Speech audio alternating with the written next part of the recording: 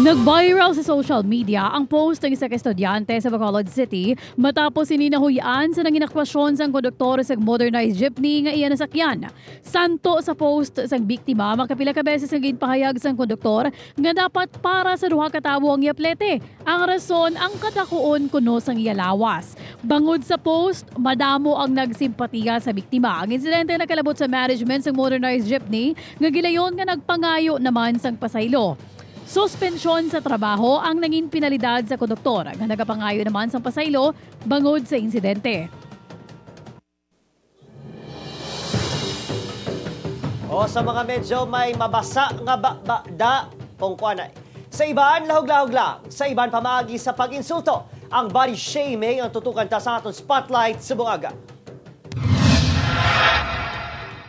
Tutukan naton ang hot issue sang tinalikdan nga semana nga nagadalagan sa gihapon sa aton news cycles. Sini nga semana ba malawig-lawig pa ni ang ginatawag nga body shaming. Ano bala? With us this morning isa ka registered psychologist si Sir Mark Ortibano. Bisita naton sa bungaga. Sir Mark, good morning. Welcome back to the program. Hi.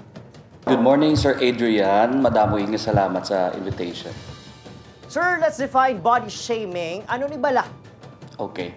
Magambal kita body shaming, sir. It is an act no nga nagahatag kita sa negative judgment when it comes sa size, no sa hugis ang body sa isa ka tawo. And then do hindi ni siya nami actually nga concept because though it can be classified as a form of bullying.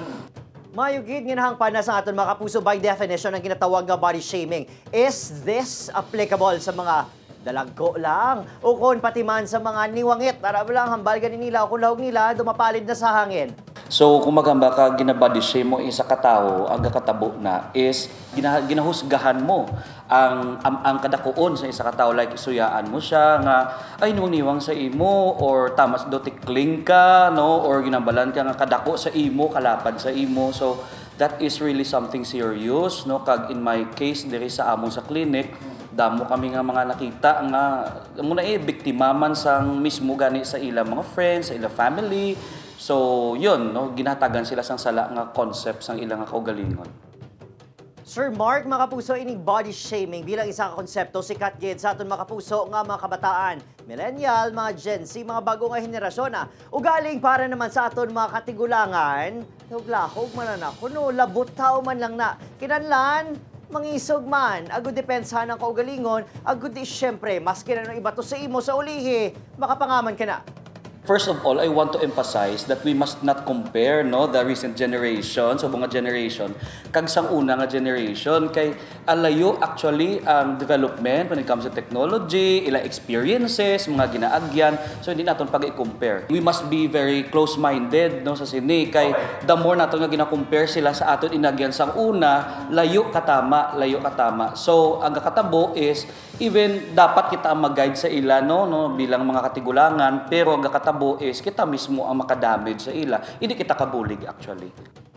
Therefore, I conclude nga ti intergenerational problem, age-old problem, in short, madugay na. Sir, how ironic is it? Nga ara ba lang ining aton biktima nga sila ni 19 years old sa University of Negros Occidental Recoletos nagakuha pagaliiya sang psychology nga kurso. Tapos subo nagasuprer na siya sang mga nagkailain nga mental health problems bangod sa depression, probably trauma nga iya nakuha sa iya eksperyensya sa sulod sang modernized jeepney unit nga homesite. Okay.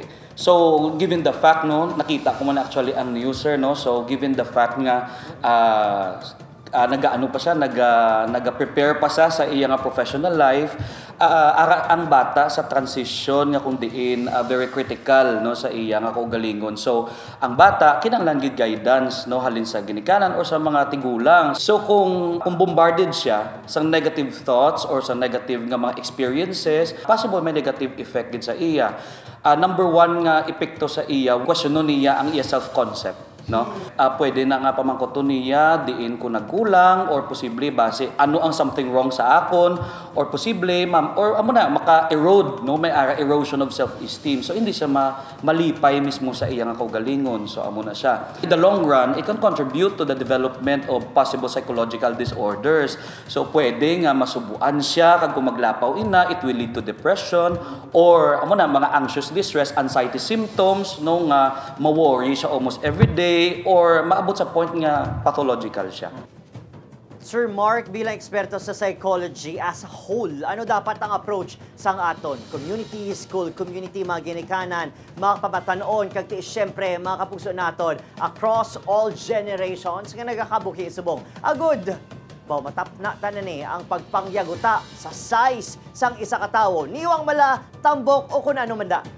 Okay. So, kita bilang mga ginikanan, kita bilang mga pumuluyo sa isa ka community, no, we have shared responsibilities actually. So, kinahanglan naton mangin hindi kita mangin super harsh sa aton mga kabataan kay halalungan pa ni sila. So, gakatabo is we must practice empathy, no? We must create safe space nga maka-express sila sang ila ko galingon, no? Kag kung may mga mistakes sila i-correct naton.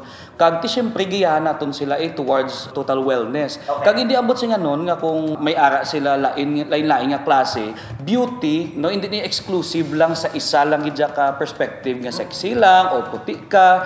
No, we must teach them to love ang ilang ko galingon basi ano pa na ang size nila, basi ano pa ng characteristics nga ara sila. Sir Mark, this I wanted to know man, ang punto de vista naman niya sang iban, joke lang na, amo man ang hambal sang konduktor, lahog-lahog lang kuno, basi overly sensitive lang. What's your take on that, sir? At times, no, sa aton, okay lang, pero sa iya, that's very overwhelming or basi hurtful. So, ayun ta lang, no, ang aton nga kita nga mga pumuluyo or kita as one community, we must be very sensitive enough, no, sa ginaagyan sa aton mga kabataan. Kag basking hindi ka bata, basking sino ka man. So, kinanglan naton nga mangin very empathetic, no, kag kita mismo ang mangin halimbawa man nga kita tanan, no, makagiyo na sa sini nga community nga safe kag wala gina-judge. Thank you for reminding us the principles of empathy. Kag syempre, dapat ipaluntad naton ang safe spaces diri sa probinsya sang Negros Occidental. Good morning! Good morning!